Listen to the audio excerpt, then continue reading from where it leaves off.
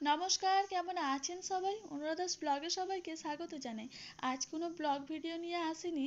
আজকে আমি আপনাদের সাথে শেয়ার করব একটা রেসিপি, আর সেটা হলো সাবুর বড়া। সাবু সাধারণত আমরা উপবাসের দিন খেয়ে থাকি, যেমন সাবু মাখা খাই, সাবুর পায়েস খাই, কিন্তু সচরাচর আমরা সাবুর বড়া খাই না। তো আমাদের অনেক রকমেরও বড়া খেয়েছি, কিন্তু সাবুর বড়া আমাদের সচরাচর খাওয়া হয় না।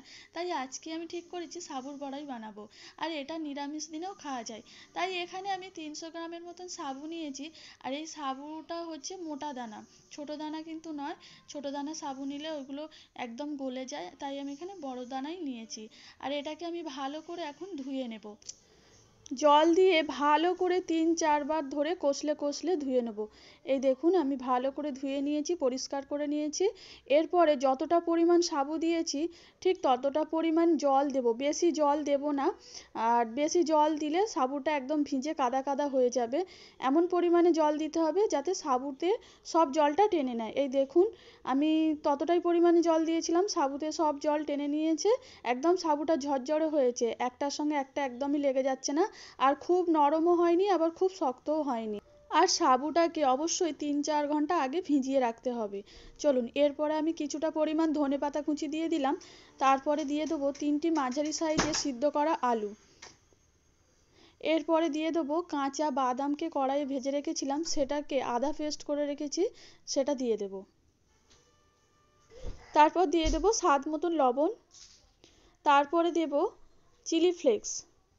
তারপরে দিয়ে দেবো 2টো কাঁচা লঙ্কা কুচি। তারপর একটি পাতিলেবুর রস দিয়ে দেব। দিয়ে এটাকে ভালো করে আমি মেখে নেব, চটকে চটকে ভালো করে মাখবো।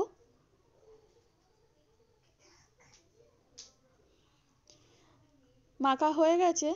এরপরে এর মধ্যে দিয়ে দেব আদা কুচি। আদাটা কুচি করেও দিতে পারেন, আবার পেস্ট করেও দিতে পারেন। আমি এখানে কুচি করেই দিয়েছি। তারপর আমি এখানে দিয়েছি রং হওয়ার জন্য একটু কাশ্মীরি লঙ্কার গুঁড়ো। এটা দিতেও পারেন, আবার নাও পারেন। সব কটা উপকরণ আমার দেওয়া হয়ে গেছে। এটাকে ভালো করে চটকে চটকে মেখে নেব। তারপর আমি এরকম করে বড়াগুলোকে করে নেব। চলুন, এরপরে আমি গ্যাসে কড়াই বসাই, কড়াইয়ে তেল দিতে হবে। এখানে আমি সাদা তেল ব্যবহার করেছি, আপনারা নিরামিষের জন্য যে তেল ব্যবহার করেন সেটাই করবেন। আর আমি তেলটা গরম হয়েছে কিনা প্রথমে একটা ছোট বড়া ছেড়ে দেখছি যে তেলটা এখনো গরম হয়নি। এরপরে আমার তেলটা গরম হয়ে গেছে, তো বড়াগুলোকে আমি এক এক করে ছেড়ে দেব। তারপরে এগুলোকে উল্টে দেব। খুব বেশি লাল লাল করব না, এগুলোকে হালকা আঁচে ভেজে নেব। ভাজা হয়ে গেছে, এরপর আমি বড়াগুলোকে তুলে নেব।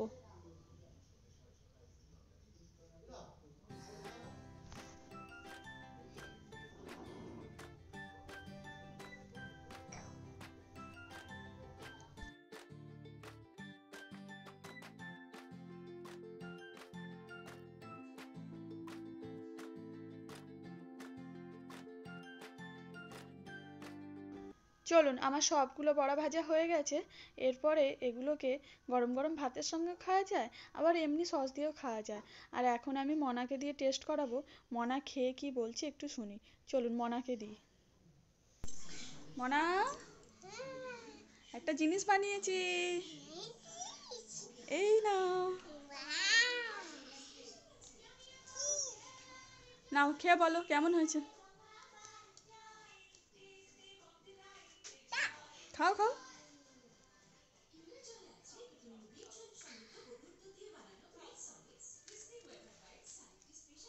কেমন খেতে?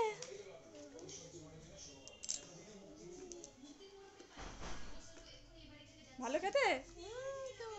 হ্যাঁ, ইয়ামি। নাও খাও। ঝাল।